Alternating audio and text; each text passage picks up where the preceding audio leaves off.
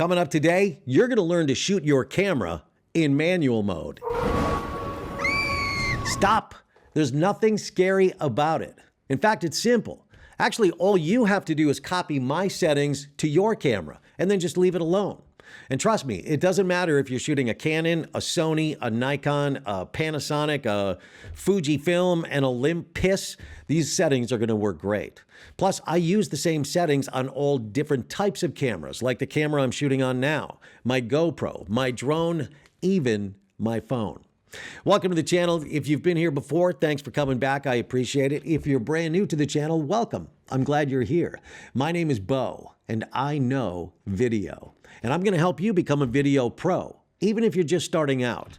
Today, we're diving into one of the scarier topics for most people who are brand new to shooting video: how to make our videos pop by shooting in manual mode. So if you've ever felt overwhelmed by all those settings like shutter speed, aperture, ISO, stick around, because I'm going to break it down. First things first, why should we even bother shooting in manual mode if our cameras can shoot in auto? Well, if you want full control over how your videos look, and trust me, you want full control over how your videos look, then manual mode is the way to go. And here's why. It lets you control your exposure. So if you're outdoors shooting in the bright, harsh daylight, you're not going to blow out your highlights. You'll know what to do. Or if you're shooting indoors like we're doing today, you're not going to have underexposed shadows. You can create consistent cinematic results. I know, I hate that word too. But shooting in manual helps you develop your skills as a videographer. And listen, if you're going to be a YouTuber, you're going to have to learn how to be a videographer.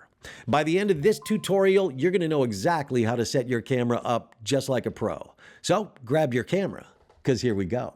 Now, when most people are trying to teach others how to shoot in manual, they always jump right to shutter speed, aperture, and ISO. Not me. The first thing I want you to do is control your white balance. In your white balance, you're going to have all those auto settings, right? Shade, sunlight, cloudy. Don't use those. Set a Kelvin value for 5600. I always have my white balance set to 5600, and I've never had an issue. I know the pros who are shooting movies will actually change their Kelvin ratio for golden hour, blue hour. I don't. I always keep my white balance at 5600. Now we can jump to the other settings. First off, shutter speed. Here's the golden rule for video. Your shutter speed should always be double your frame rate. Now, there's an age-old argument about whether your frame rate should be 24 frames a second, 30 frames a second, or 60 frames a second. I'm going to strongly suggest you shoot at 24 frames a second so that your videos look like movies shown in a theater. That's why I mostly shoot at 24 frames a second. But no matter what frame rate you're shooting in, we always want to double the shutter speed. So if you are shooting at 24 frames a second, like I'm suggesting, then your shutter speed should be 1/48, but most consumer cameras can only do 1/50, and that's close enough. If you're shooting at 30 frames a second, doubling your shutter speed means you're going to be at 1/60. And if you're shooting at 60 frames a second, then obviously your shutter speed should be 1/125. It should be 1/120, but the closest you can get on most consumer cameras is 1/125. But listen, you're only going to shoot 60 frames a second when you want slow motion. You might be out shooting B-roll and you want some of it to be slow motion. That's the only time you're going to shoot at 60 frames a second. Now, why does doubling the shutter speed even matter? A proper shutter speed gives you natural motion blur. It makes your footage look smooth and, I hate to say it, cinematic. Here's a pro tip though. If you're going to be shooting in manual and you're going to be filming outdoors, you're going to need one of these. This is a neutral density filter, an ND filter. In fact, why don't we take this thing down to the beach with the other camera and I'll show you exactly why you're going to need one of these. I'll break it down for you. Come with me. Okay, you guys, this is a neutral density filter, an ND filter. This one just happens to be variable, meaning I can spin it, I can make it lighter or darker. Now, the best way to show you why we need these is by taking off the neutral density filter on this camera. I hope you're ready for it. Watch what happens.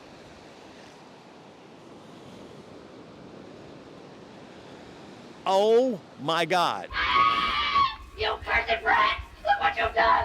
I'm melting! Melting! Who would have thought that a good little girl like you could destroy my beautiful wickedness?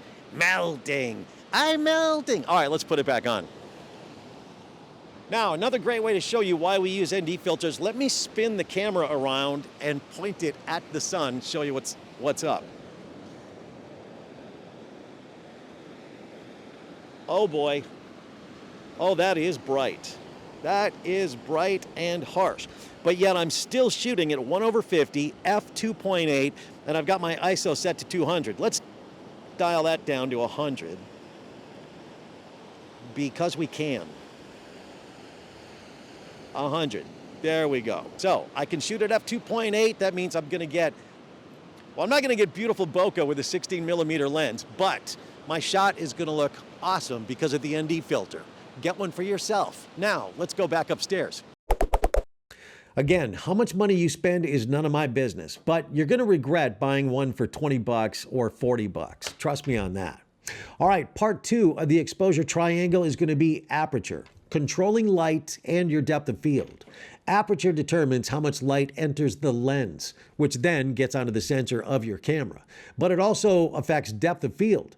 It's controlled by a set of blades that are inside your lens, and they open and close to regulate how much light gets on your sensor. The wider the aperture, or a lower f number, the more light gets in and the blurrier your background becomes. A narrower aperture with a higher f number, f8, f11, f16, that's going to let in less light but keeps more of your scene in focus. f1.2 to f2.8, those are super wide apertures. They create beautiful background blur or bokeh, and they're perfect for cinematic shots. But lenses that can open up that wide are usually super expensive. f4 to f5.6, that's a more balanced choice for talking head shots where you want some background separation, but you also want a bit of the environment visible. f8 to f11, that's going to be ideal for landscapes or scenes where you need everything in focus. A mountain range, a beach, anytime you're shooting outdoors and you want the entire landscape in your video. But listen, fast lenses that can shoot f1.4, f1.8, those are probably going to be primes, and they're amazing for low light situations. But like I said, they're going to be a lot more expensive. If you're on a budget, try to find a zoom lens that can shoot at f2.8. It'll offer flexibility but still provide a shallow depth of field. And now the third part of the exposure triangle, ISO. ISO is always misunderstood. It doesn't actually brighten your video. It's more like a gain knob in audio. Just like turning up the gain on a microphone doesn't create more sound, it amplifies the sound that's already there.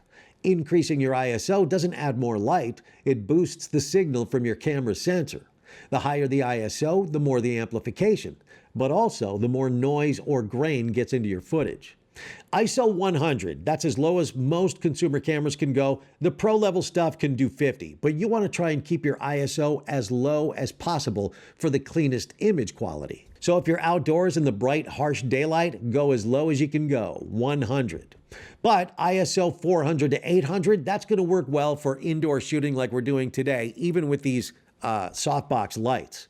ISO 1600 to 3200, that's going to be necessary for low light situations or shooting at night, but it's definitely going to introduce some digital noise.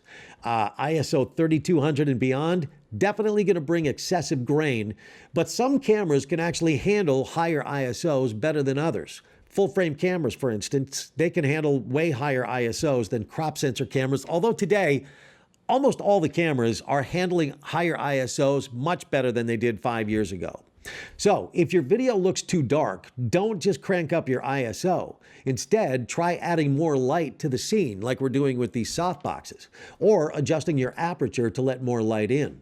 We're trying to balance the exposure triangle. Shutter speed, aperture, and ISO, they all work together to achieve proper exposure, and we're trying to get as close as we can to a perfect exposure.